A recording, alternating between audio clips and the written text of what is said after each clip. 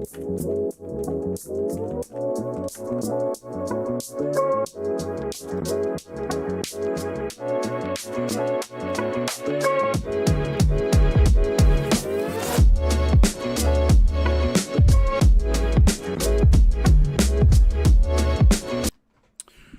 on, everybody? Welcome to Jack Ramsays, Danny Marang Brandon Sprague, coming to you on a Tuesday evening at 7:43. Not too bad. A little bit later than we wanted to go, but we're here nonetheless. The big news, obviously, my head is shaved. No, we talked about that last time. No, the big news, obviously, is Damian Lillard Sr. Is making his imminent return to Portland. He is touchdown in Portland. He is back home.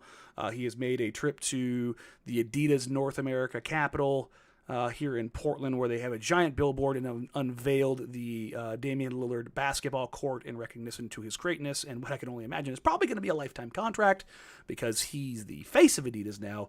But before we dive into any and all of it and all of the games and what is going to be one hell of a game tomorrow night, regardless of the action on the floor, I am joined by the wonderful, the illustrious, tending to fans, Dirt and Sprague, ladies and gentlemen. Brandon Sprague. How you doing, buddy? Thank you. I'm doing great. I don't know if you believe in coincidence or if you believe that these guys do and wear certain things for certain reasons. You saw it too. Kind of interesting. He got out of that big ass minivan. Does he just commute from Milwaukee to Portland in that thing? But like, gets out of the minivan with the kiddos in red and black. Rocking red and black. Look, Dame doesn't do anything without knowing. He knows. That's what I'm saying. I don't think that was a coincidence. Oh, I put my red and black suit outfit on. Look, Damian Lillard is a wrestling fan. Mm-hmm. He is a Russell Crowe gladiator fan. Yes. Are you not entertained? The mob is the Senate. He knows how to work the crowd. He's not an idiot because he knows everybody's going to see that. That he's image conscious in a way of like the smart image conscious, not LeBron James reading a book on the second page every single time. It's subtle nods like, I'll throw on the red and black. What's it going to hurt? Let everybody know I'm home. Because I will just say this right out of the gate. I have talked to Dame a bunch over the last week as he's getting ready to come home. He is very excited to play tomorrow. He is very unprepared for how his emotions are going to come over him. He knows it's a big deal. This is about more than basketball to him. I will tell you wholeheartedly, this is about family. This is his home. He has not been home because he has been in Milwaukee. He has not slept in his bed much. He has not been around his family like he has in the past. And so it's not just his family, it's his greater extended family. It's the people that were a part of the organization, not just the front office, not just the teammates, but it's the support staff. It's all of the people behind the scenes that took care of his kids, his agent and his runners, and being around him here for a decade. Like that is a long bleeping time, man. And this is the first. Yeah. And he knows that he's going to go in there and it's going to be all love. There's going to be 5 idiots who boo. No. There will be. No, nobody has 100% approval rating. It is what it is. Come on. Like, look, I'll get it in my DMs. I know. I've already seen it. Like, no way you're going to hear one boo. If you hear one boo, I want you to be honest. Say, slap them. Well, slap them, but like, you're going to be there. If you're there and you hear any kind of boo type sound, I want you to try to find the section, like somebody in section so-and-so. No, I'm going to go like Luca. I'm going to go, out.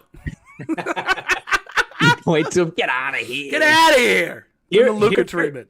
Here's my only thing, because I heard of some of what he said at Adidas. I thought was a real cool moment for him. They named the court after him. He got to sign it. Obviously, the lifetime Adidas stuff has kind of been talked about, throughout. I can only imagine the emotions, and I know they're not going to be the same, but like this has to be rivaling his emotions, his nerves, his whatever internally. It has to be the closest thing for him that he's ever felt is his rookie debut. His Kobe Bryant versus the Lakers game at home. Where he's absolutely cooked with a double-double and broke Steve Nash's knee. Yes, he absolutely stepped up in that moment, and I don't know what he's going to do, how much he's going to score.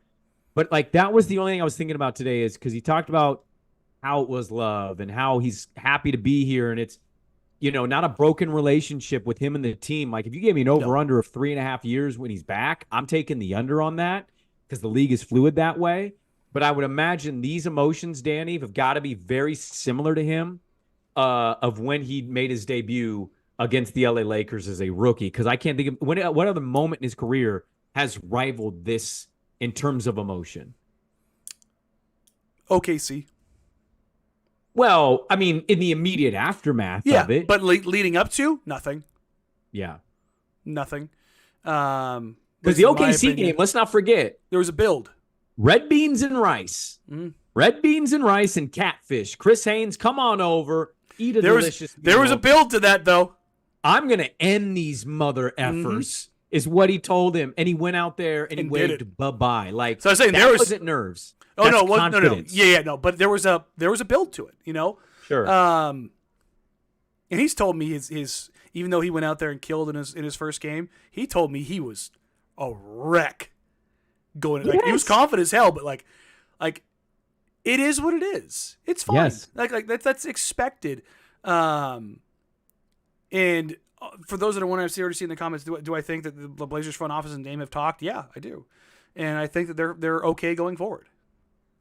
Because these separations, these trades, they're always ugly. They're like, even the amenable ones. Chauncey Billups in the postgame last night was asked if he tried to stop Dame from asking out. And Billups said no, because not only did he respect him as a man for being who he was, but for being the guy that he needed him to be when he first took over and being the veteran that he needed him to be. And that he looked at him more like a little brother than a guy that he coached, and he wanted to see him be successful, and that the organization worked to get him to the Milwaukee Bucks and an opportunity at the back end of his career to go chase a title, as opposed to 30 or 40 points a night doing what we're doing here, were his exact words. So did it get ugly and messy and things get a little weird? Yeah, they did. And I know for a fact that both sides would take things back if they could. Like there is in any one of these kind of situations that they wish they would have done something different. But in the end, everybody I think is genuinely happy. And I don't think the Blazers are happy that Dame is gone. I think that they're happy that with a resolution to that situation. I think there's a difference. Well, I think, and we'll get to this because we'll answer some of the questions tonight, Danny. I think one thing of that, the element you're hinting at, and I think alluding to, you tweeted this out earlier. If there's one thing we're learning about Joe Cronin in this era, no matter how you feel about different moves or picks or whatever, the one thing that's pretty crystal clear, he gives a damn about treating these players right if they're not in the long-term cards. The guys that matter, the guys that put the time in, the guys that but just the guys that work, like Josh Hart wasn't here that long time. He went to a spot. Good for him.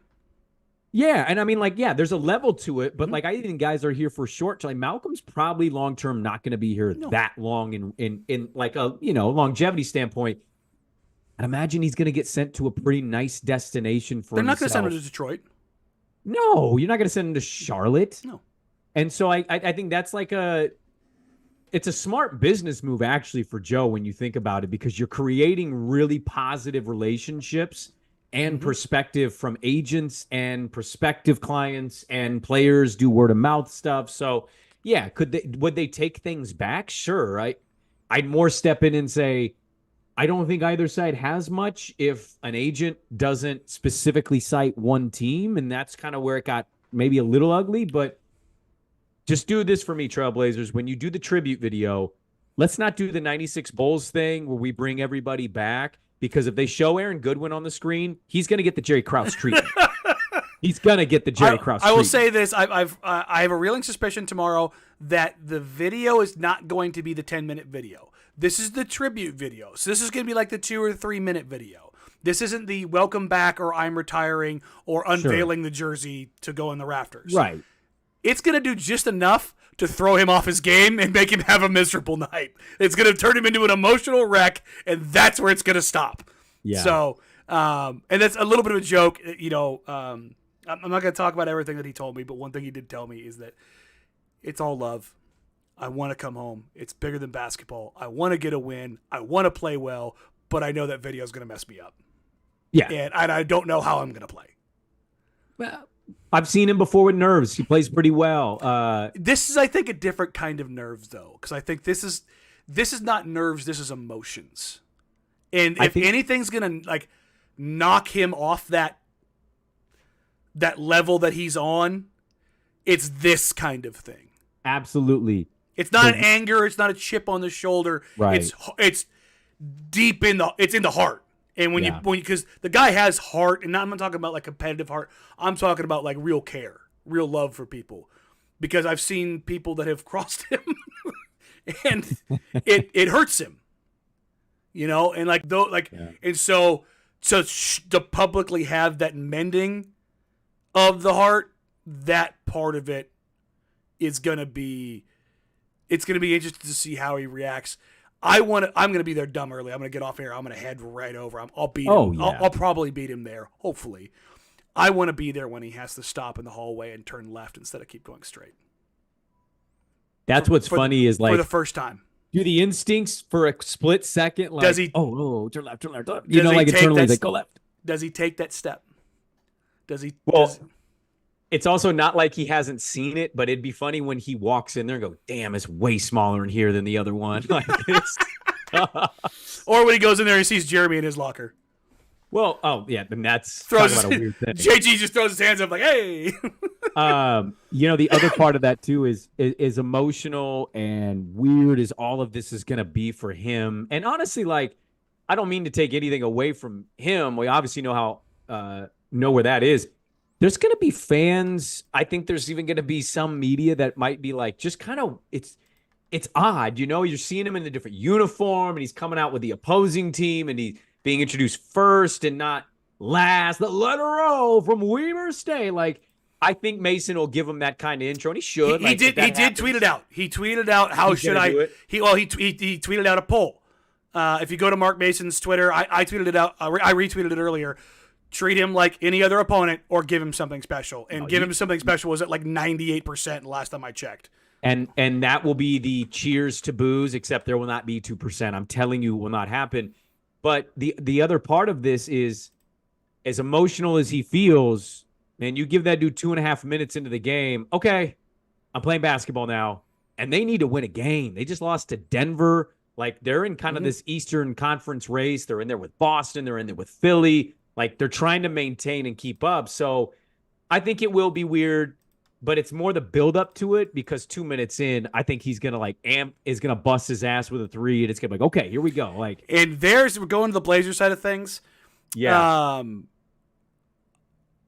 I will tell you this. Ant has been playing pretty beat up the last couple games. He took a shot in the San Antonio game and it messed him up. I wanted to talk about Ant a little tonight. He could barely stand up after the Spurs game? After the Spurs game. Like, he just couldn't move. He took a little something last game, and if you watch him the first half versus the second half, he loosened up a ton. I feel like that's his last 2 home games, though. Even in Chicago, it was like such a slow start. So San Antonio into the Chicago was. I was trying to think of the opponent. Chicago was the first game back. He could barely move, and then they threw Caruso on him too. Just a nightmare. Bro, he couldn't. He had no burst. He was. I thought he should have sat, but he played through it, and he struggled. That's how that goes. That's why you sit sometimes, and sometimes you just can't go. But Ant told me flat out he will not miss Wednesday. He will not. Unquestionably, no matter what, that dude is going. There is no one more excited about that game outside of Dame than Ant. That's going up against Unk. Yeah, like he gets to go head to head with his brother, with his mentor. Like he is looking forward to that. Like when we started talking about it, he lit up, man. He's like, I'm not missing that for nothing. Like he goes, no, we're gonna go, and it was just. Like, I could, even that night, I think this is after the Chicago game. Even after that night, when I was like, "Are you going to sit out tomorrow?" kind of a deal, he was like, we're gonna go, man. We're gonna like, and even Monday night, I was kind of like, "Oh, this," or Sunday night, I was like, "Oh, this is gonna be fun."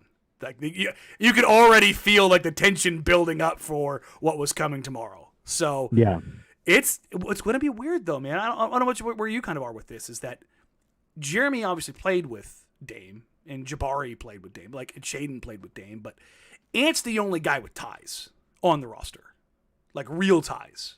Like Jeremy's close to the Olympic team and they're friends, but like dyed in the wool ties. You know, he's a mentor for him. It's like he's a welcome to the league. Yeah, and so do you think that's going to make that a little bit different? Maybe a little more holistically easier for Dame because he's not going up against Ant, Nas, Nurk, you know, all of the guys that are left. That it's just Ant. That it's less a familiarity and something you can kind of dismiss. I don't know if you can dismiss when you look at the uniform. I'm not really. That's the question. Certainly, Nurk and some of the guys that were on this team for a couple years, the last few years that he was here, I think would add a little more emotion to it. But I think overall, it's just about being in the other locker room in that building, right? It's about he's not parking a car. I mean, he probably is because he's home, but like he's not pulling up the way that he did when it was a home game for him, right? He's not going to his usual spot. He's not necessarily shooting on the same areas of the court. It's the opposite. He's sitting on the other bench. He's coming in. I bet you he doesn't. What? I bet you he goes back to his old routine. Oh, I'm sure he will. But what I mean is just like being used to like taking all of it in a row. Yeah. All it in a row. Yeah. And like, yeah, I think he's going to get a standing ovation. They're going to play the video. He's going to get the Mason intro. It'll be a universal approval. But it's still going to feel weird to come out of that tunnel and the Milwaukee Bucks, and they're going to boo. There's no reason to cheer then. Like, it's a team. It's like, oh, screw that team. We don't want them to win. The cheering comes when he gets introduced and probably his first couple shots, and then eventually that kind of fades because it's a game. Mm-hmm. I think you're probably hitting at some accuracy there of, like, if Nurk was here or somebody else that he played with. But I think for the most part, it's just about all the other stuff that make it such a massive moment, alongside with seeing you and Casey and Sean and Jason and Fentress and all the beat writers and all the usual people, but they're not covering him. And I think it's kind of all of the surrounding stuff more so than it is, Danny, like who's out there, who he's competing against. The jersey's just going to look weird because he's going to be wearing probably a dark green jersey or a black jersey of some sort. Mm-hmm. So it's just I think it's going to feel more weird for that reason, not because who is in the jersey. I wanted to ask you, though, very quickly. You hit at Ant. So I want to go through Ant real quick because you mentioned there he got banged up in that Spurs game. He had 40 in that game, by the way. It was an amazing game. Yeah. Shot 46% from three. He was 52% from the field overall. His January is interesting to me. And tomorrow, a big game. He's averaging 19, 5, and 3 for the month. Mm-hmm. And what I've noticed about him in this month is just kind of the consistency part, and I'm curious to hear your thoughts on this. So you start the month, 15 points, followed up with 6, then 38, then 12, then 14, 5, 28, 20, 19, 17, 33, 40, 11, 15. It's a very up and down month. It's health. You think it's just health? He was sick as hell. And he started feeling a little bit better on the back end of that trip, the Brooklyn game. And they also kind of let him do what he wanted in that game. Like they didn't put the pressure on him that everybody else did and wear his ass out. And so he was able to kind of take his time. Because remember, he just kind of kept going and he got hot.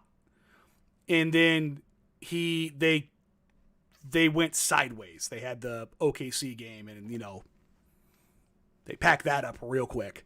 OKC game was a disaster, yeah. And then they went to Minnesota the next night, and it was still a disaster. He was 0-10 in that game. I think that was a combination of health and it being a shit show. The Blazers have talked about how on that trip, while it didn't really materialize until a couple games ago, I think they had a kind of a come to Jesus meeting, as it were, with the coaching staff, where everybody it was a airing of grievances. It was a Festivus. A Festivus for the rest of us, huh? There was Festivus for the rest of us, where an airing of grievances took place. Not a a team meeting per se, where a players only meeting. It was like, all right, let's everybody get on the same page. And Chauncey has referenced over the last 2 weeks, more aligning roles. Scoot going back to the bench, 2 going to the bench, Jabari starting, getting DA more involved, being more direct with Malcolm and Jeremy, Ant having more time on the floor without Scoot, so where he doesn't have to work so hard like against starting units. Like there was just things that kind of needed to sort themselves out in some pecking orders.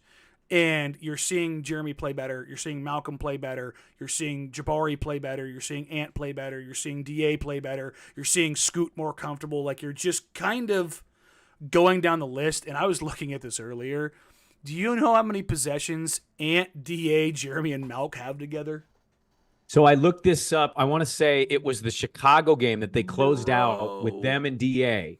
And I went to cleaning the glass before the game had ended, before this game registered. Danny, I want to say together at all. I want to say top of my head, I think they had 2 possessions registered. It was like almost nothing with those 5. Yeah, it was just the 4 of them together and through the entire season. I think the last time I checked was let's double check it. I think it was 342 total possessions with those 4. And if you throw Shaden in there, it's like it's none. It's one of those things where you're just like, they've been. I'm not trying to make the injury excuse. It's been when guys have been injured. They just nothing has lined up. I think it's 13 games that overlap between. Yeah, I'm bringing it up right between now. Ant and DA together being healthy. It's just it sucks. So they're starting to figure out their spacing, their timing, and everything that kind of goes along with that. It doesn't mean like all of a sudden that they're together that it's going to make sense. It's just that it's just starting to suck less. That's really what it comes down to. If I run those 4 together and then remove Scoot because he's kind of been not relegated, he's being brought along off the bench. It's 325 total possessions this year that those 4 have played together. That is insane. That's nothing.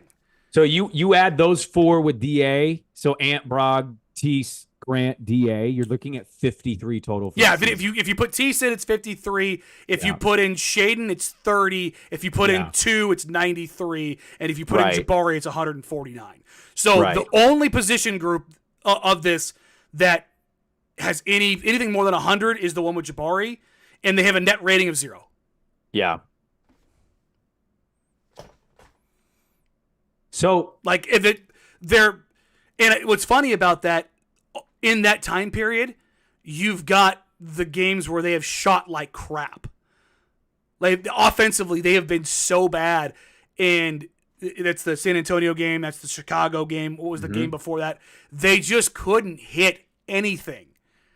And if you go back and you watch the tape, and Chauncey referenced this the other night, because I want to know, was he happy with the shots they got? And he's like, yeah, go back and look at the tape. And we shot, 5 of 30, 6 of 30 from 3. And he goes, I think 28 of them were wide open. If you're getting 28 wide open threes a night, we're doing our job. And he's like, we're getting a million paint touches. We're not getting to the free throw line some nights. Other nights, like, against not Chicago, Jeremy had Philly? Jeremy had a parade to the free throw line. Yeah. Jeremy was really good in that game. Yeah, he had a parade to the free throw line in the third quarter where he registered 1 shot but took 8 free throws. It's like, that's pretty productive. So they were trying to find those things. And again, they have a long way to go. But you're starting to see unlocking DA. They're running some stuff where they're not running it for Jabari. They're running actions for Jeremy. And they have found some wrinkles to use Jabari coming out of the dunker spot because he's just got natural timing there, both strong side and weak side, that gets him those spots where he can duck in, put his shoulder into you, and finish. Brog started shooting better. Ant started shooting better. Jeremy started shooting better. And all of a sudden, the offense took off last night. Yeah. And I think that those, like, again, The Sixers are a bad team when they're missing their top 3 players. Maxey and Embiid, yeah. I mean, they were missing Tobias Harris last night. He was there in body only. He's been sick the last couple of weeks. I was talking to the Sixers guys, and they're like, "Yeah, he probably shouldn't have gone tonight." It's just, but like, what are they gonna do? They're gonna play Ricky Council the fourth another 40 minutes? Like, they were in a spot Portland was in 2 weeks ago. Like, it was just like, sure, go. That's that's a dog days part of this, but you're just now getting to it. Like, I mean, let me pull up lineups in the NBA. I'm just for a point of reference. Okay, to like the most used lineups in the NBA versus where these are at. Okay, the number 1 lineup in the NBA in total possessions: Jamal Murray, KCP, Michael Porter Jr., Aaron Gordon, Nikola Jokic. Defending champions. 1,240 possessions. Yeah, that's Danny. That's more than the 1, 2, 3, 4, 5 top 6 lineups that have played together on Portland combined. I would imagine by a pretty substantial margin. A pretty substantial. It's 107, 125, 128, 143, 149, 234. So not even 2/3. No. Of what that one Denver lineup has put together. They have 6 different lineups. That combined possessions still doesn't rival the one lineup that Denver trots out. And after that, you've got Washington at 1197, OKC with 1126, Milwaukee, the Dame Beasley, Middleton, Giannis, Brook lineup with 1,091 possessions, which is at plus 15.7. Yeah. Good Lord. And then Houston with FVV, Jalen Green, Dylan Brooks, Jabari Smith Jr., and Alperen Sengun. And there's 10 other lineups, 15 other lineups, that 500 or more. Jeez. Like, you just scroll down. You're not even at half of most of these. No. Portland's 234 is the most possessions of a lineup that Portland's had all year. 234. And that's Brogdon, Sharp, Kamara, Grant, Ayton. Which, when you think about that, that is missing 2 starters. I know. One of them, by the way, isn't even playing as many minutes lately in Tamani. Shaden's been out now. Mm-hmm. DA is 2 a weeks. few games in, but he's had a nice 4-game stretch here.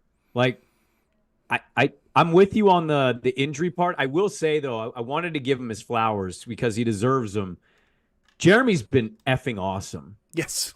Jeremy's been one of the few bright spots of a really bad season. And I want to also be honest here. It actually kind of ticks me off sometimes when I'm thinking about it, because you're going to be if Jeremy Grant is not here for when this thing gets to where it's going. And I totally get it. We'll get to some trade stuff here in a minute, but you're going to be looking for that 4. Like, you're going to be looking for a Jeremy Grant, and we have a Jeremy Grant, but we're in the middle of a rebuild. And so it's like we're getting all these great moments in games from him, and the team just around him, depth-wise, injury-wise, combination of everything. It's just a little upsetting. It's like, I wish we were ready now, because we have a 4 that I think would be just awesome with a good team. Which is why good teams want him. Yes. And that's why I've been so adamant about, maybe don't trade the guy that's good. Like, it's good to have good basketball players. But will a team, this is where the questions kind of get for some of the listeners today, but I want to get into it because you kind of naturally lead into it, is he playing so well that a team that's desperate goes, no, that's a guy, here you go. Like, what, is that a possibility to you when you think about the trade deadline? It's always a possibility. It's just very unlikely. Like, the Blazers are not going to say no to a Godfather offer. Like, if somebody came over, if Sacramento came over the top and like, hey, here's 2 firsts and Keegan Murray, the Blazers are going to go, Keegan and 2 firsts? We have Chris. We'd like Keegan do. And it has nothing to do with like being down on Jeremy, but you're looking at like what makes sense going forward. Right. And it makes sense to get something more in line and get a very good young player who projects very favorably going forward. Right. That's very different than trading him for Bruce Brown and 2 2024 picks and a 2026 first. Like, the way executives have talked to me about this draft, Brandon, they have to hold back from barfing. It's just, There's guys that people love, and we can talk about some draft stuff either today or in the next pod. I'm going to have my... You've been doing some draft write-ups. Yeah, I did my Modest Buzelis, Ron Holland one. I'm going to drop my mock. It's literally sitting here. I'm waiting to push publish on it. I'm waiting to hear back from one other scout that I wanted to talk to about one other guy before I take it from pencil to Sharpie on a kid just after I guess got done watching. Sure. But you start looking at other guys, and when people start seeing guys in person and we get closer to the draft, and look, somebody's always going to pop. A 6'8", 195-pound kid from Greece turned into Giannis. Mm-hmm. Nobody planned on that because there's 12 teams that picked in front of him, including Portland. Well, you also can't guess that he's going to grow 3 more inches and gain like 75 more pounds of just mass muscle. Grow 5 more inches. His side-by-side in the finals is still the greatest side-by-side photo of a rookie. Nobody's ever changed more. Nobody. It looks fake. It looks like AI. Yeah. It's a combination of letters like AI, but they probably sound like SMHGH.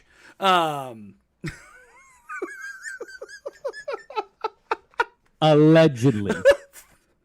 Just treatments in Greece. What are we doing here? Oh, we're going back home. We're enjoying a good life. Yeah, we go cycling on the bikes and in our blood. No big deal. So you're saying the draft is, in a way, it's like, hey, we'll give you our pick this year. And teams are kind of like, don't know.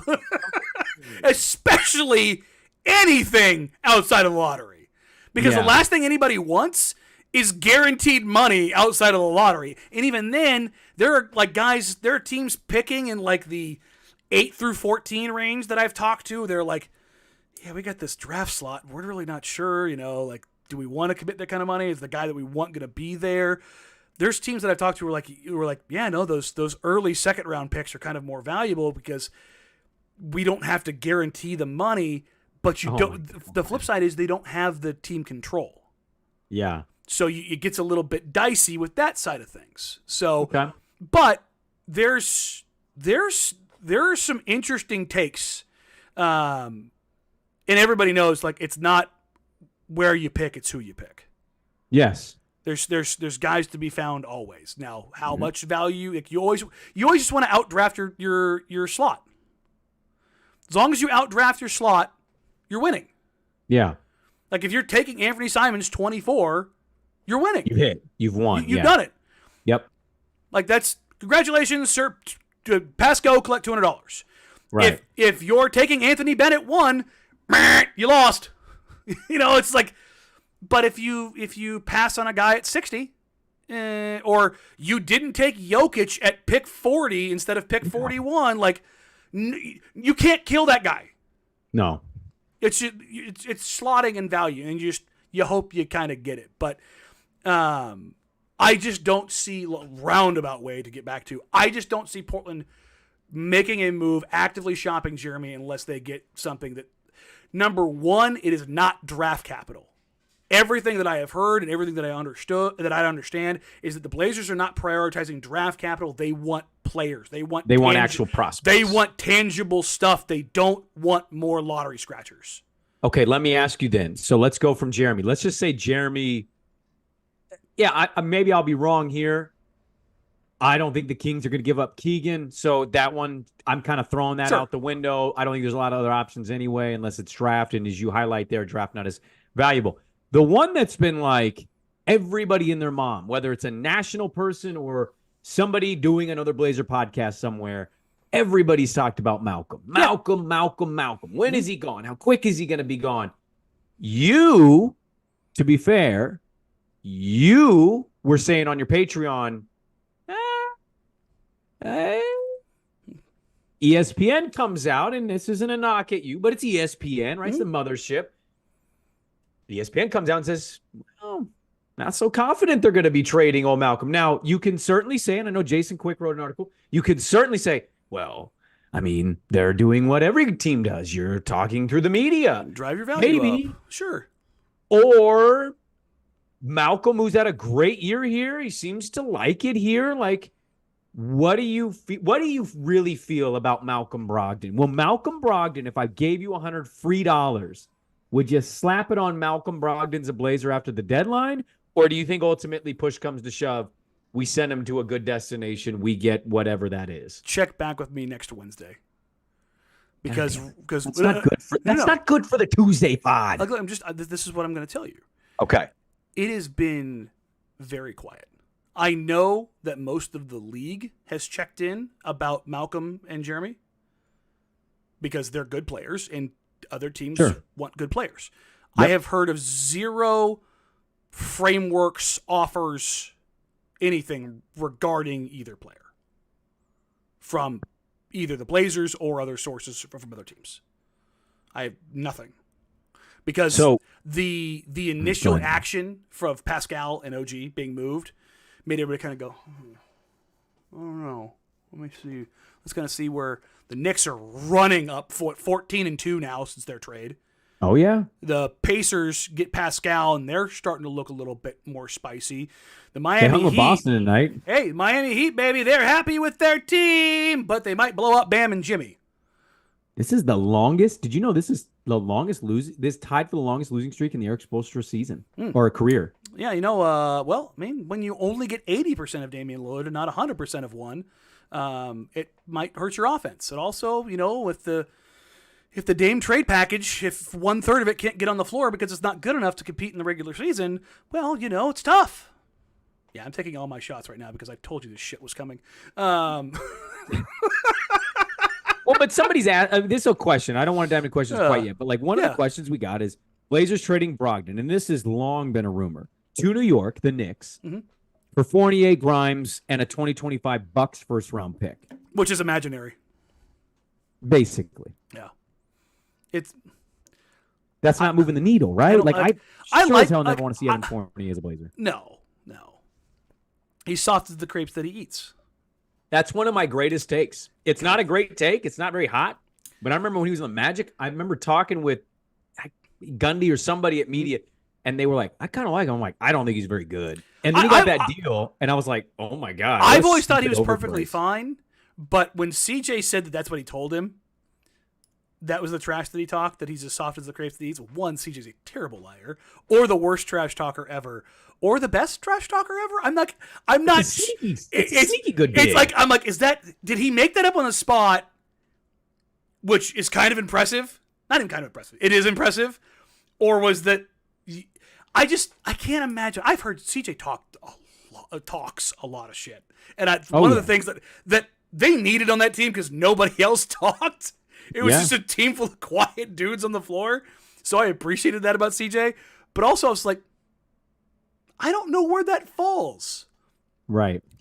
To be blunt, fuck you, ho, from Zach Collins. I know where that falls. When he told that to Klay Thompson, I was like, yeah, I know where that one falls. Okay. But, beyond, you're as soft as the grapes that you eat. I don't know if that rolls off the tongue, man.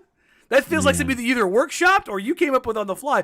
But either way, I don't think the Blazers are interested in Evan Fournier. And as much as I like Grimes, he's kind of on the downside of, I think, the expected value curve of the young guy, that Portland is hoping to get back. Gotcha. So, one guy I've kind of used as I think the marker point is Wendell Carter Jr. from Orlando. That's kind of I think that's if you're looking for the type of player, Wendell's under 25. He's 6'10". The injury stuff is a problem. You would have to look at it. He's going to, especially with Robert Williams III already dealing with that.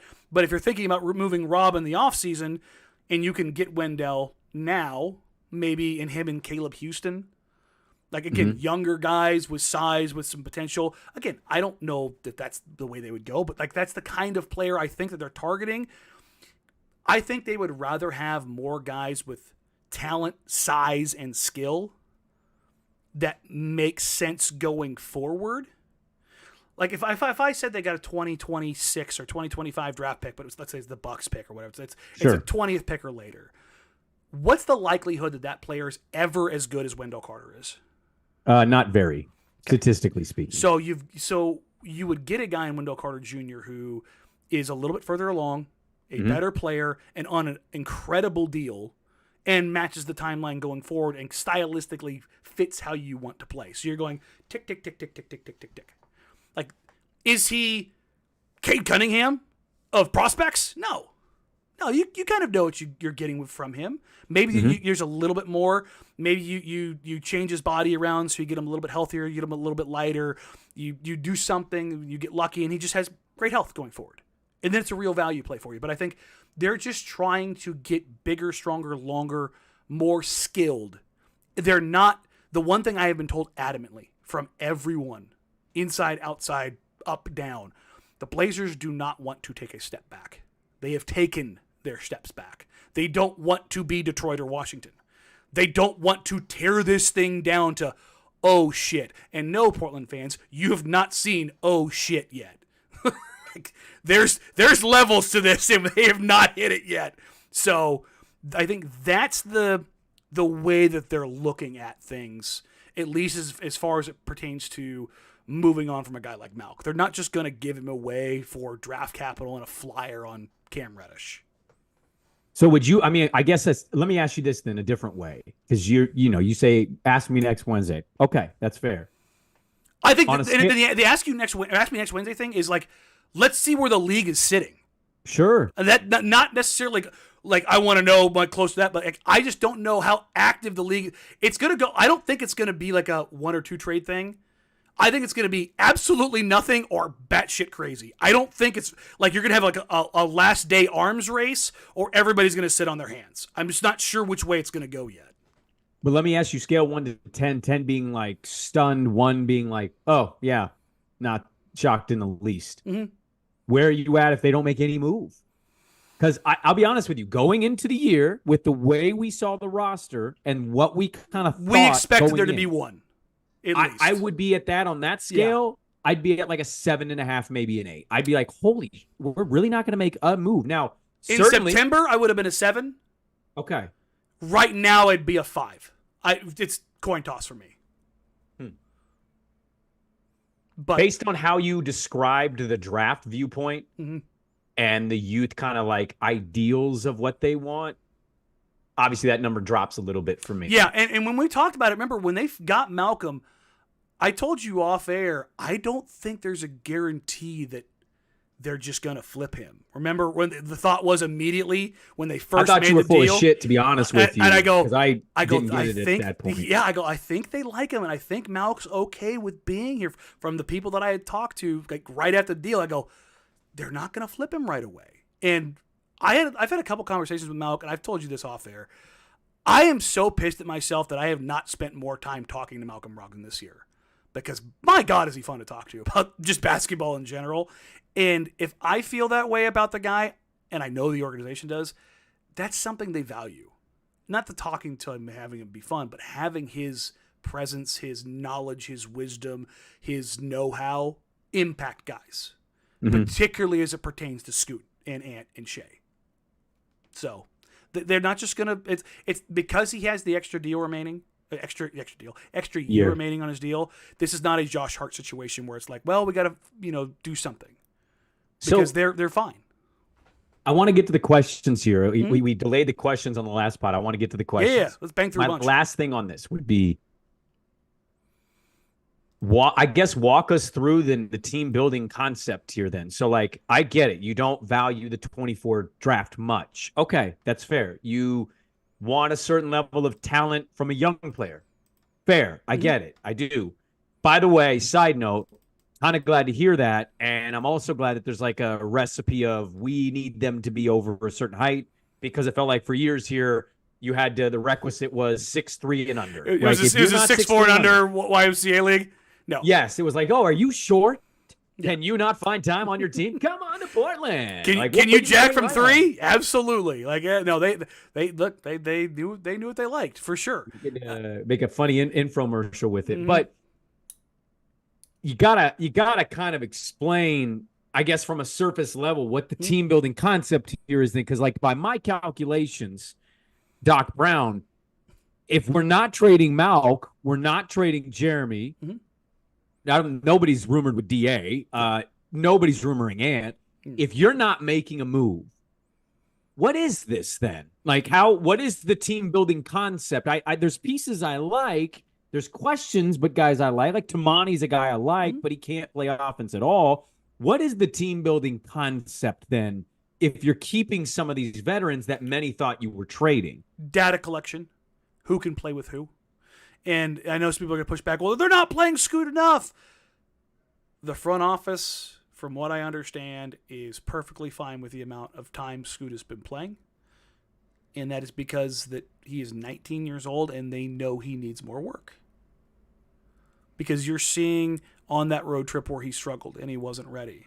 Remember early in the season when we talked about him, like Scoot should probably come off the bench. And when he came back from the injury, he came off the bench until they wanted to maybe put a little bit of pressure on Shea and kind of have them battle it out a little bit. And then Shea gets hurt and, things go sideways and they come back from this. Shea's still hurt, but Ant's struggling because of the floor balance. And so this is why I've emphasized so much this year on it matters who you're on the floor with, not just for Scoot and Shea. There's 12, 13 other guys that are professionals that are also working on their development, that are working on their career. It is not fair to them to isolate everyone and be like, this entire thing is about Scoot and Shaedon. Because I love Scoot. I think he has potential to be a really good player. Anthony Simons is leaps and bounds better than him right now. The Galaxy's better. The same can be said of Shaedon Sharpe. Shaedon is way ahead of Scoot, and Ant is significantly ahead of Shaedon. They're nowhere near each other. And Ant still has a long way to go. And so you get these opportunities, and there's a lot of... And I don't necessarily like this line, but I think they're sticking to it. This is the very much keep what you kill line that Chauncey used last year with Shaedon. Remember they were talking about that between him and Nas? Mm-hmm. And they're doing it with Scoot. They gave him his opportunity, and he sank. It doesn't mean they won't give him an opportunity again. I just don't think that they're going to find a way to force him out there if he's not ready yet. Because he's 19. We're not worried about that going down the road. Yeah, let me interject real quick. I feel like I keep talking over you a little bit, so sorry about that. But go. So let me just... 22 minutes, and I think it was a Chicago game, right, where the minute distribution, I think Tamani had 3, and I will be the first to tell you, it is troubling how bad he is on offense. Mm-hmm. I also kind of fundamentally, he's got to play 3 minutes is like... I thought that was a little bit weird, especially when Chauncey had just mentioned the role change, but I think the big thing was they were trying to prioritize the offensive stuff more in that game, and they know 2 is just so far behind. And after losing in San Antonio, I think they were trying to get that Chicago game because they do need, everyone's like, wins don't matter. And I'm like, look, they're not catching up to the bottom 4 teams. They suck. That's again, the Blazers are sea level. The other 4 teams are below sea level. But I don't think any of the crappy teams above Portland, above sea level, are going to fall back down. You could make the argument for Memphis, but somehow the zombie Grizzlies are stringing together wins. I don't understand it. There's nobody on that roster that doesn't play for the Memphis Hustle. It's just, these kind of runs happen, but that's the kind of thing that's going to keep them from catching Portland at the end of the season. Remember Utah tried to do it last year, oh shit, pull the lever, and they just couldn't do it.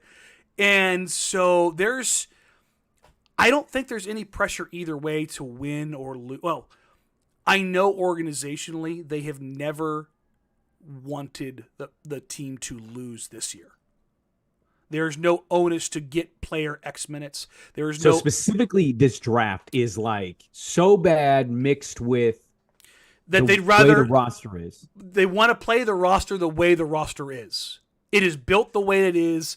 And they don't really want to shake up the roster much. If you're telling me there's the movement. No, they don't want to shake up the roster just for sake of shaking up the roster.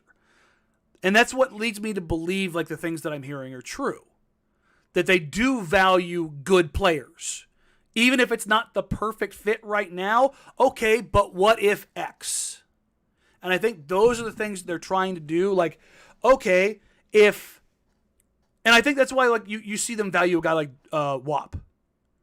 Is that in the past maybe it doesn't make a ton of sense, but because he spreads the floor, that's a guy they can put on the floor scooting too. Whereas Wendell's a better version of that, right?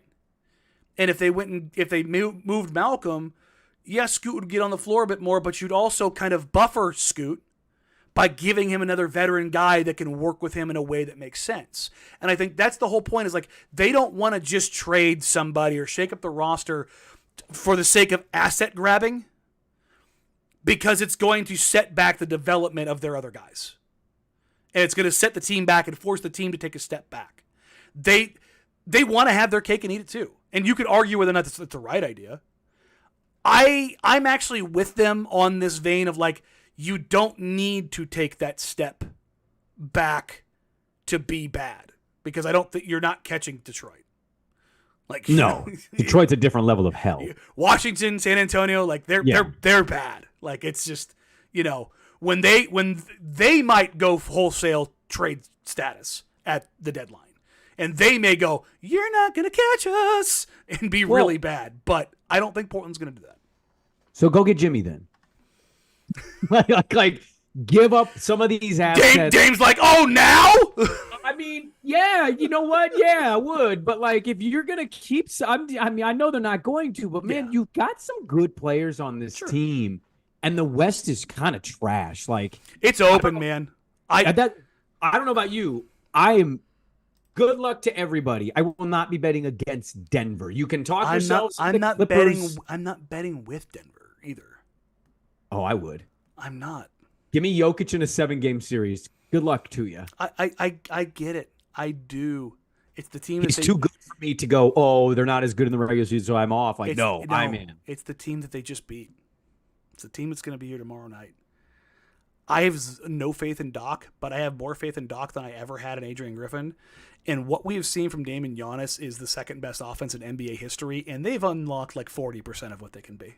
Oh, Giannis is my single-handed reason to pick them to win the East. I mean, he's playing like I just look 11 at that. Michael Jordan. I mean, Dame was 5 of 13 the other night. Like, they were barely using him, and I'm just sitting there going, yeah, let's see what this looks like in May. Oh, yeah. I think it's ridiculous. And as good as Jokic and Murray are, Jokic is the first best player, 1-2, whatever you want to call it, in the league. Dame is better than Jamal by magnitudes. And if you put those two together and you optimize them, which is still a big ask, sure, I think it's a more devastating combo.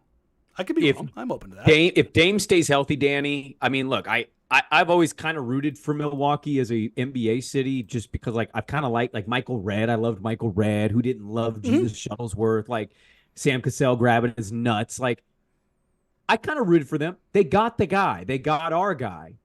And I'm like, I see Bucks Twitter 24 games into the year. Oh, this guy's bomb. And I want to be like, you don't deserve this. You are freaking out for no reason. It's not even freaking February. Shut up. It's like you've never watched basketball before. It does take some of these teams time to gel. And oh, by the way, they had an atrocious coach. They had the David Blatt of 2024. And so like they tried to right that wrong, and we'll see if they can. It drives me crazy. No, but I get you. I think a Denver Milwaukee series would. I think it's what we need, because full on erection. Denver just went through and mopped Miami last year. Like, it was fun. It was a fun little story. It was cool that Miami goes from the play into that, but like it was not a competitive series. Whereas I think Milwaukee, if healthy Giannis, healthy Chris, and healthy Dame, I think you've got yourself a hell of a series.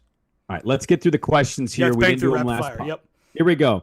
I'm not going to read handles. You know your question if you hear it. Do you feel cheated that Dame was never an all-star starter with Portland, but now he is in his first year in Milwaukee? No hate. I'm glad that he's getting his flowers after everything he did while he was here. Nope. I congratulate him. He was happy. He was thrilled. It was very cool for him to actually get that finally, but he got that because he was playing with an MVP teammate, and he's on TV 44 times this year. If Dame had an MVP teammate, as Giannis was in Portland, he would have been MVP starter. It's that simple.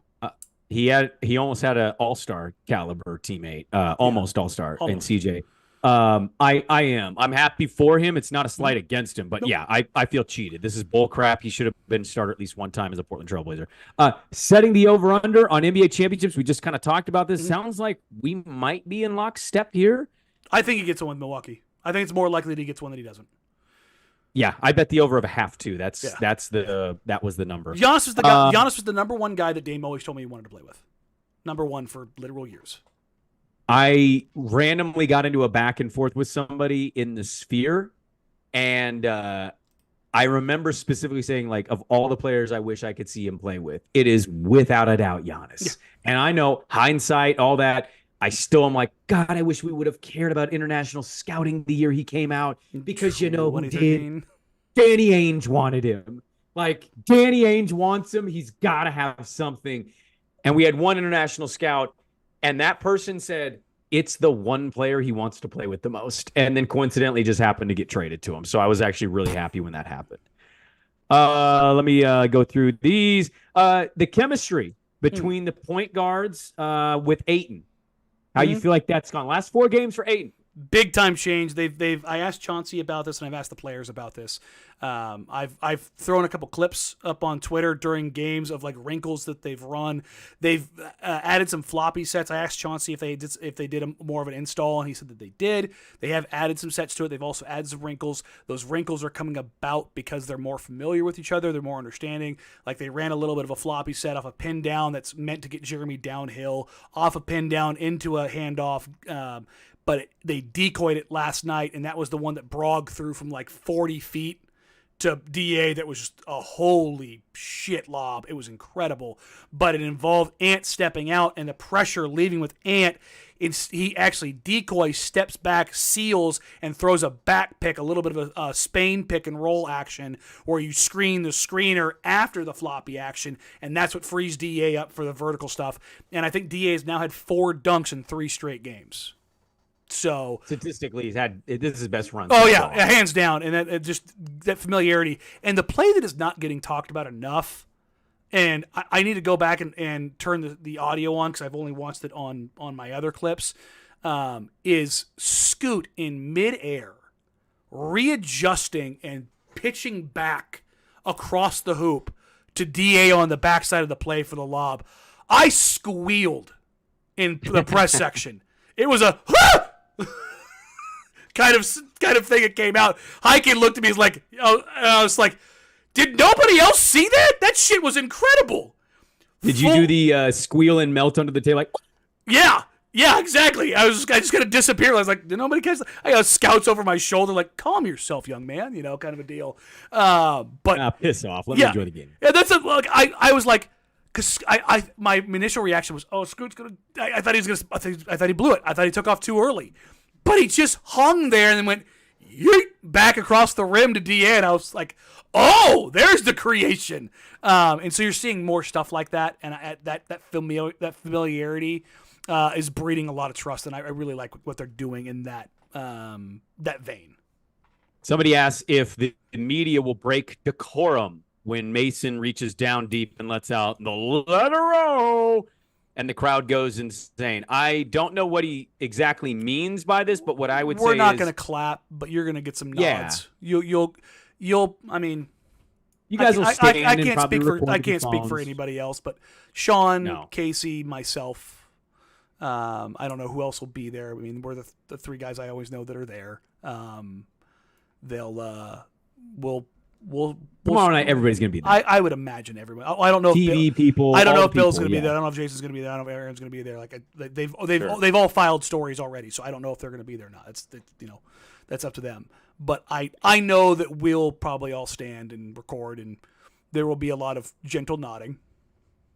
Yeah. But I don't think anything beyond that. But we'll all talk to him. We'll have our moments with him. Before and after the game to kind of. To either say what we need to say or congratulate him or whatever it is. So, no, I think we'll keep it classy, as they say. Because of the lack of high-end talent in the draft, we kind of hit on this next year. Many draft analysts are saying that teams will target fit over top-end talent, so you might see very much believe that. And that, you know what, I think with bad draft class, what you need to do, what skill sets would you target to balance the future roster? For me, it's shooting and defense and a tall 3-4 type point. I think we kind of hit on that, but that sounds about what they're aiming. I don't know if it's necessarily shooting and defense. I think it's just the best skill sets they can find in the front court. I think it's defensive versatility, playmaking, shot making. I think those are the things they really need to kind of lock in on. What was the first crack that caused the departure? What was the last? I feel like we know the last, but what was the crack you think initially? When did everything kind of start under Dame's feet and go, oh no, this ground's rumbling? Just late 2020 into 2021. Wow, that's a long time ago. Yeah, I think that's when the first you kind of look around like it's been 8 years and we just haven't brought in one impact dude. Nobody's been willing to take that. No, I shouldn't say nobody. Neil has not been willing to take that swing. Yeah, when they had opportunities. Injury update on Shea. When do we expect to see Shea? What's your best guess on that? The update was officially supposed to be today, based on like the 2 weeks from the initial release, which is today. I think it is gonna be Thursday. I think they're trying to get through tomorrow and then go take a look at Shea's stuff. Obviously, Shaden Sharp and Scoot Henderson both named to the Rising Stars game. Shaden for the sophomores. Scoot I meant to get to that rookies today, but we've been sidetracked. Yeah, no, it's okay. It's a little bit of news. And then Ashton Hagen's made it for the G League for the Rip City Remix. Ashton's a great dude, so happy to see that for him. But yeah, I don't think that they're too worried about Shea. Like, they'll get the results, I guess they'll do on Thursday. And then they'll make the determination whether or not he's ready to go. He's been going through light workouts, so I don't think it's something that they're entirely worried about right now. But I always kind of I have a little bit of side eye, and anytime I hear groin or adductor in Portland after the frequent flyer miles they've recouped up in recouped up in Philadelphia. So I'm not worried about it, but we'll check back in on Thursday. This one's from our boy Neil. I just want to shout Neil out. He's got a great avatar photo. This is one that I'm not really sure we can judge fully yet. I think you can only judge it on one side so far. How would you guys judge the Dame trade 6 months later for both Dame and the Blazers? My 2 cents, I do not believe you can trade. You cannot judge that yet. They have not finished doing whatever it is they think they're going to do with some of the pieces they got. I mean, I don't know how you don't give Dame side of that like an A+. He couldn't have gone to a better place. Yeah, on that side of it, and like I said, I've told Dame this personally. I think he went to the best possible basketball situation. Milwaukee is not Miami in the sense of making 20 more million for tax reasons and the weather and the surroundings of Miami Beach. The trappings of the Great Lakes not nearly as nice as the wonderful waters of Florida. But who scored? Oh yeah, go ahead. No, I was saying I think that it was the best possible play for him to go to Milwaukee, and I think Portland extracted the most possible assets they could out of the deal. Who scores more tomorrow, Dame or Ant? My initial reaction is to say Dame. I think he's going to get messed up. I think he's going to get tripped up, and not in a bad way. I think it's going to rip his guts out in this is real love, I miss home kind of way. You know what I mean? Yeah. They are going. I think the fans are going to overwhelm him with emotions, and I think it's just going to be. I just got to get through this. Every other time after this, it's going to be different, but this time I think it's going to mess him up. And it's not because I don't think he's a pro. It's not because I don't think he's that dude. I think by default, Ant is going to get it because Ant's going to have Dame on his heels. That's the only time I would take Ant over Dame in this scenario. Where are you on that? Oh, I'm taking Dame. Are you? Okay. Yeah, I mean, I watched a guy entire career so far deliver in every moment we've needed him delivered. And that's why I think this is the one that he doesn't. Oh, it's because it means so much to him. Yeah, but that's little bro. He wants to stun on little bro too. Trust me. Nobody wants little bro to finally beat big bro, man. Nope. I know those battles. Yep. It's gonna be fun. What will the Dame statue look like, and where should it be posted? This is a fascinating one I've thought long about. It either has to be this, or it has to be this. There's one more. Oh, hold on. Holding the microphone. I still think the other two. Hand up in the air, Rip City. That would great moment, absolutely. But I think on a statue, you could also do a freeze frame of Houston. Yeah. Fading away. The point 9. Yeah. I think that's the selection that you choose from. Screaming into the mic, screaming in the mic, the wave, point 9, or the tap. Yeah, the first tap, with Cleveland. I think it has to be okay. My 2 cents, and I don't have an opinion because it's going to be, hey Dame, what do you think you want? I always thought it'd be really badass to place it in a spot or in a way that, like, when you leave, he's waving goodbye. That's kind of what I was like, eh. You could do the freeze frame of him lifting up for the shot over PG. The bad shot? Yeah. They just call it the bad shot statue. Mm-hmm. Get PG to sign it. What's the moment in Dame's career sticks out from early in his career that made you know he'd be special? This person says, for me, it's overtime against San Antonio in 2014 when he took over. I'm going to tell you the douchiest possible answer here, and I'm being genuinely honest. For me, it was like not even Summer League when they drafted him because of how much stuff you were reading and hearing about what he was. You're like, holy crap. His workouts were insane. Yes, legendary type stuff for them. Like legendary. There's nobody has worked out better since him. The only story I've heard come close is the Utah Jazz. When they worked out Donovan Mitchell, his workouts were so good that the front office threatened the media that if it got out, that they would be barred from ever. They would not have access. Yeah, that's the only other workout that I've heard holds a candle to how good Dame's workouts were, and Dame's workouts were not just great in Portland. Everywhere he was electric. Yeah. So. Yeah, it was definitely I think from the jump, but going down to the Lakers and taking the this is going to be fun Lakers and beating the dog shit out of them was like, oh, he's everything about that. That was the lock it in moment. I mean, he torched Summer League, but like doing it against Kobe, Nash, Dwight, that was. Oh, this is not going to sound good, but it's also very honest and real. When they went down on the Kobe game. Oh, busting their ass after that? And he went down there and busted their ass. Yeah, that takes a different type of dude to go in there and drive the knife in. R.I.P. Kobe. After that. Oh, dude. Yeah. Go down there and hand that city their ass after. Oh, my God, man. Kobe passes away in the crash. Yeah, that's. First game, and that was, hey, Dame's going to win this on his floor. Like. That's one of the realest moments the Blazers ever had in the organization's history. As far as like non-championship MVP type stuff, that was a. I have texts I'm not proud of that I sent that. Well, night. I mean the focus that was on I've talked to a lot of people in the organization about that night, and the unfair burden that was on the players. Oh yeah, sure. Both sides.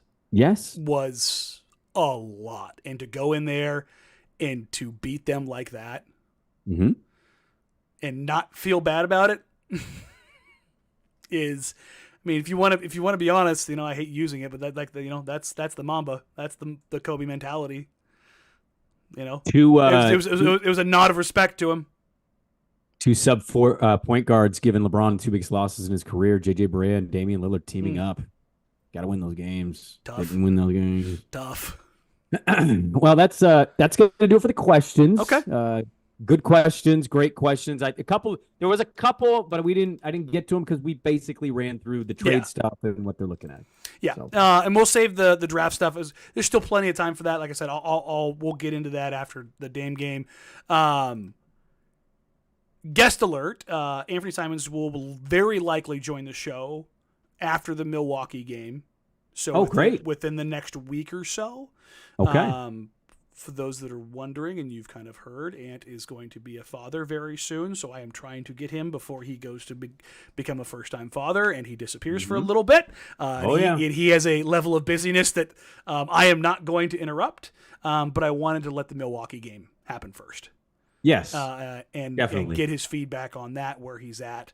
And then as we get past the deadline, we kind of pushed the kids down the road a little bit to maybe get them a bit more experience too. I'm hoping we can get. Real quick, shout out Matisse. Matisse did a sit-down interview with Duop Reith. It's about a half hour long. It's on Matisse's YouTube channel. Go check it out. WAP's story is wild, absolutely wild. Like he got hosed on that game, by the way. He should have been on that team as well with Shade and Scoot. Yes, we had discussions last night around the room. We were all pretty sure. I'll put it this way: if there's a front court player that sits out, I think WAP's next. He's the replacement. Yeah, I think he's the replacement. So, but yeah, the hope is to have the kids post All-Star break as well. So, right. I think that's where we stand now. You ready for tomorrow? I am ready for tomorrow. Yeah. I got to stay off Twitter until I can catch up. I'm going to be a little delayed. Yeah, you're not going to watch live. That's tough. Well, I didn't know my Wolves were going to, I'm coaching my daughter's team. I didn't know we have Wednesday practice. I didn't look at what the day it fell on. So I'll be about 40 minutes behind everybody else, but I will catch up as quickly as I can to be live at the very end of it. Yeah, this is why you need an assistant coach, man. You need a lead assistant to help you with your scheduling. I feel too guilty. And you know what? I kind of like coaching these girls, man. Look at you and Joe Fish. You were guys out here soliciting for coaching help, and you both ended up being the coaches. Yeah, well, I know. That's how it goes, man. The blessing and a curse. Shout out to everybody. Appreciate you. We love you. Like, rate, review, subscribe. Help us grow the show. Share us with your friends. Share us with your family. Click subscribe. It's free. It's easy. You can follow also on social media at Danny Marang, at Brandon Sprague, at Jack Ramsays, jackramsays@gmail.com. You can email the show there. You can find us, I would say, Brandon Sprague in the mornings right now, as his co-host is currently also dealing with dad duty. Shout out Andy Dirt Johnson and the fam to their new baby Smudge along the way. Mama and baby doing fantastic. Quite possibly the oldest white name you could think of for a child in 2024. Aretha. Theodore Milton Johnson. Oh my God, that sounds like a president. It looks like that's a name that you see on a stump poster in 1884. Brother, I live blocks from Herbert Hoover Park and Herbert Hoover's original house in Newburgh. Who are you telling? I bet you if I walked on the street, I could find a sign with that name on it. Like, that's where we're at. But shout out the whole fam. Make sure to check out Brandon. Are you flying solo dolo with swag?